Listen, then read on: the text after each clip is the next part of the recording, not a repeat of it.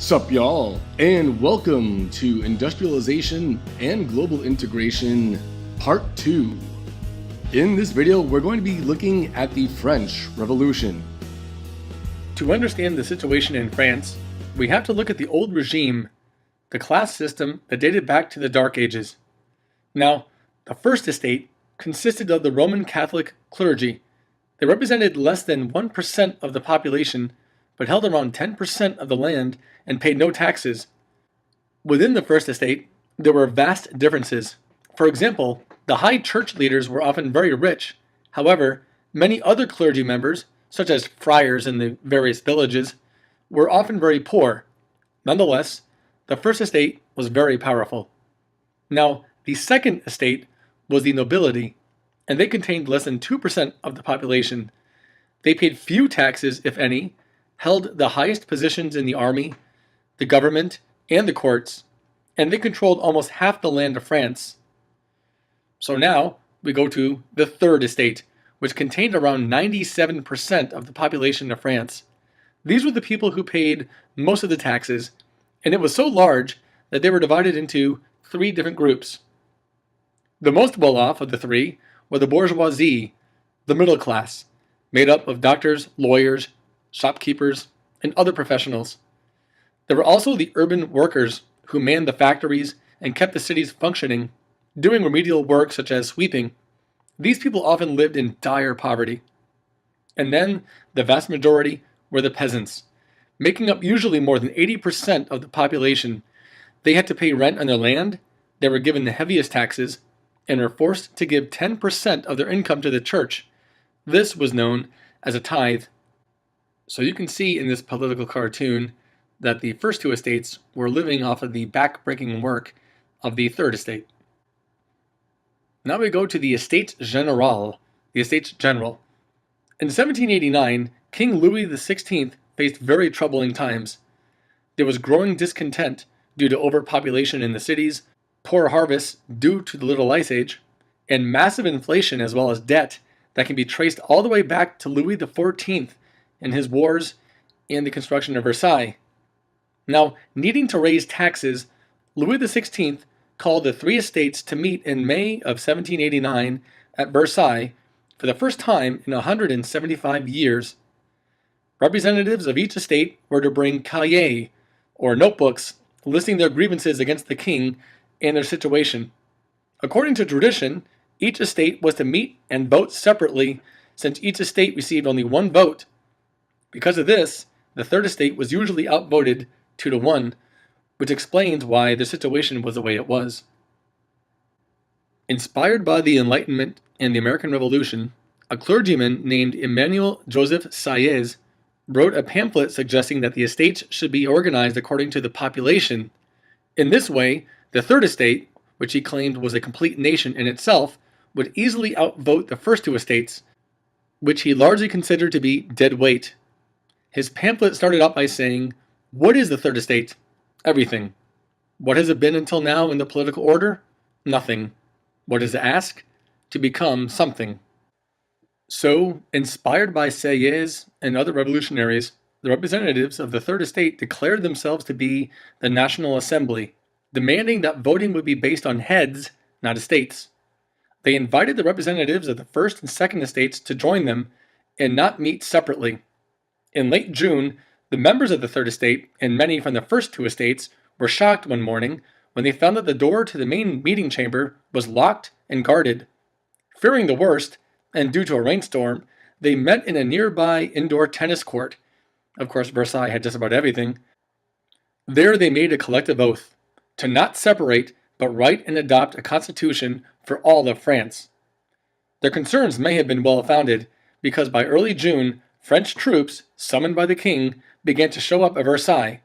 This move would spark a revolution.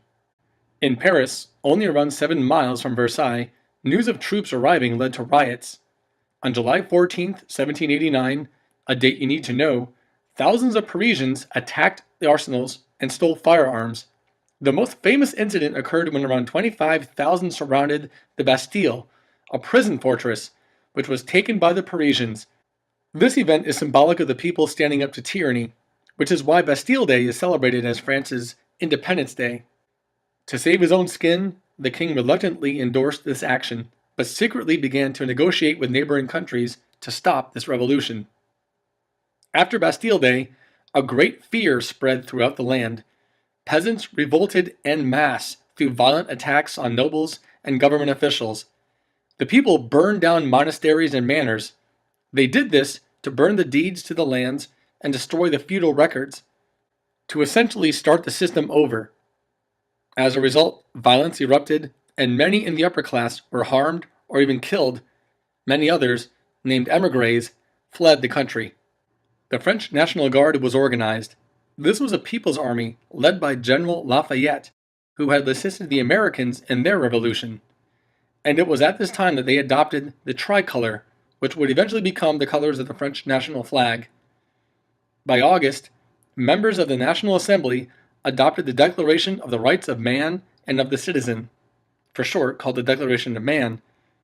In this document, they proclaimed liberty, equality, and fraternity. Now, fraternity means brotherhood, which is significant. They claim that men are born and remain free and equal in rights. However, not women. Nonetheless, this document, inspired by the Declaration of Independence, guaranteed freedoms such as speech, press, and religion. Regardless of the lack of consideration for equality, many women did play key roles or make great impacts during the Revolution. One example was Olympe de Gouges, a playwright who wrote the Declaration of Women, stating that women should receive the same rights as men. Unfortunately for her, she would eventually be executed for her activism. Another one, Queen Marie Antoinette, wife to Louis XVI, never endeared herself to the French people. She was born in Austria and possibly made one of the most famous lines in the entire revolution. Now, a major cause for the revolution was due to high food prices caused by famines. Upon hearing that, the people didn't have enough bread to eat. Marie Antoinette supposedly said, "Let them eat cake." Now, many people misinterpret this quote. She wasn't suggesting that they eat birthday cake, but she was talking about the crusty caked leftovers that lined their brick-fired ovens. So, if you've ever burned toast, then you have an idea why this angered the people so much. Now, due to the famine, the lack of bread, and high food prices, in September of that year, more than 6,000 women and others marched to Versailles to confront the king. They were bolstered by around 20,000 of the National Guard under General Lafayette, who had assembled to keep order. Together, they forced Louis XVI to relocate to the Tuileries Palace in Paris and remain under the people's supervision. In 1791, the Assembly had managed to cause massive inflation by printing their own money, and to upset the church and the nobles by confiscating their non-religious lands to sell for profit. It was under these conditions that they issued France's first written constitution. A legislative assembly was formed, voted in only by the male property owners. Now for a lesser-known fact. In the hall where the assembly met, the more liberal representatives sat to the left, and the conservatives sat to the right. This is where we get the term left wing and right wing in today's politics. Now, the bourgeoisie dominated this assembly, who kept Louis XVI in power as part of a limited constitutional monarchy. 3 branches of government were created to check each other's power. Rather than share power under this system, Louis XVI and his family tried to flee to the Holy Roman Empire. They left under the cover of night and dressed as servants, but they fell behind schedule because Louis XVI, used to being pampered, took longer breaks than they were expecting. A French villager identified Louis XVI from a coin. He and his family were arrested, and they were brought back to Paris. The assembly then found out that he had been conspiring with France's enemies, namely Austria and Prussia, among others. In the spring of 1792, the assembly went to war against Austria and Prussia. Later, Britain fought against the French as well, encouraged by the émigrés who had fled during the Great Fear. After it was found out that Louis XVI had conspired with foreign countries, the assembly was dissolved, and new elections were organized in 1792 to establish a national convention, this time through universal manhood suffrage, basically where all the adult males were allowed to vote. Louis XVI was tried for treason by the National Convention in 1793. He was condemned to death by the guillotine, a scaffold with a heavy blade that instantly beheads its victims. Later that year, his wife, Marie Antoinette, was also guillotined. The National Convention abolished the monarchy and the nobility. They also voted to invade Austria to basically export the revolution outside of the borders of France. And a committee of public safety under the control of the radical Maximilien Robespierre was organized to defend the revolution from enemies, foreign and domestic. To enforce this, they used the Reign of Terror, in which around 40,000 people died, mostly from the lower class, and many who were executed by the guillotine, known as the National Razor. This was invented, actually, for a more humane death. Now, the use of the guillotine, more than anything else, has come to symbolize the extremes of the revolution. After more than a year, in 1794, the convention found Robespierre guilty of crimes against the state, and they had him beheaded, and thus ended the Reign of Terror.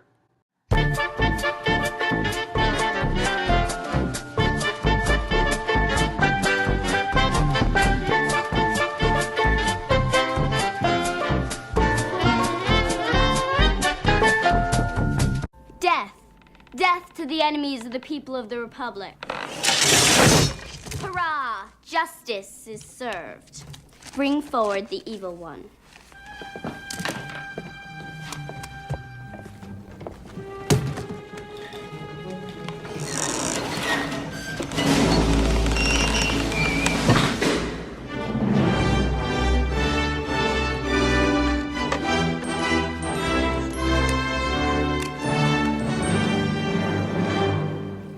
You have betrayed the people of France.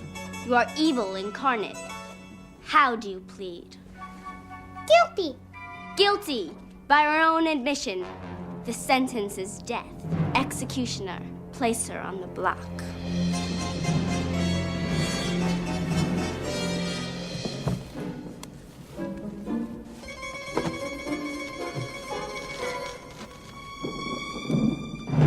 One, two. Children, what are you doing in there? Playing. 3. Woe to the Republic.